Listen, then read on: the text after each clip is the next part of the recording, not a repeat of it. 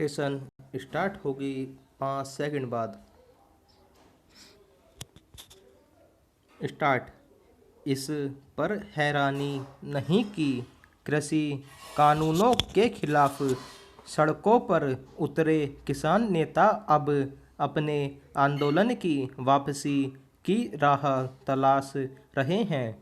भले ही किसान नेताओं ने केंद्र सरकार से नए सिरे से बातचीत शुरू करने की चिट्ठी लिखी हो, लेकिन लगता नहीं कि ऐसा हो पाएगा, क्योंकि उन्होंने यह स्पष्ट नहीं किया कि वे उन बिंदुओं पर सहमत हैं या नहीं जो 11 दौर की बातचीत टूटने के बाद केंद्र ने उनके समक्ष रखे थे। यह बातचीत टूटी ही इसीलिए थी क्योंकि केंद्र की तमाम नरमी के बाद भी किसान नेता अपने हट का परित्याग करने को तैयार नहीं थे। वे न केवल केंद्र सरकार को आदेश देने की मुद्रा अपनाए हुए थे, बल्कि तीनों कृषि कानूनों की वापसी से कम कुछ मंजूर करने को भी तैयार नहीं थे।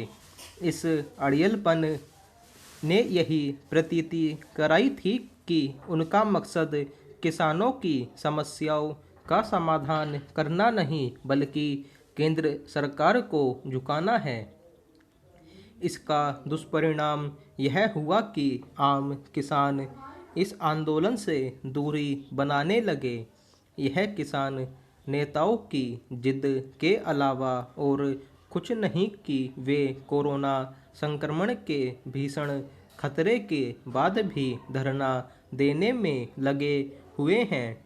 इस धरने को तत्काल प्रभाव से खत्म करने की जरूरत है, क्योंकि अब यह एक खौफनाक तथ्य है कि किसान संगठनों के जमावड़े के कारण ही पंजाब, हरियाणा और पश्चिमी उत्तर प्रदेश के कुछ ग्रामीण इलाकों में कोरोना का संक्रमण फैला है।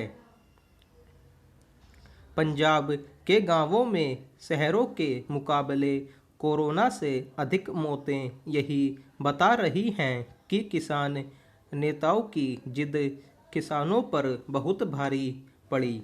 यदि किसान संगठन किसानों का सचमुच भला चाहते हैं तो उन्हें बिना किसी देरी के अपने जमावड़े को खत्म करना चाहिए। इसलिए और भी क्योंकि धरना स्थलों पर भी कोरोना ने अपने पैर पसार लिए हैं और कुछ मौतें भी हुई हैं।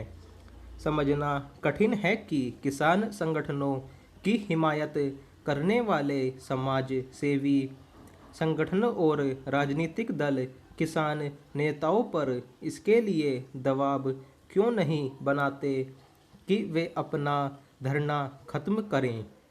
सवाल यह भी है कि कृषि कानूनों पर विशेषज्ञ समिति की समीक्षा रपट पर सुप्रीम कोर्ट अपना फैसला कब सुनाएगा।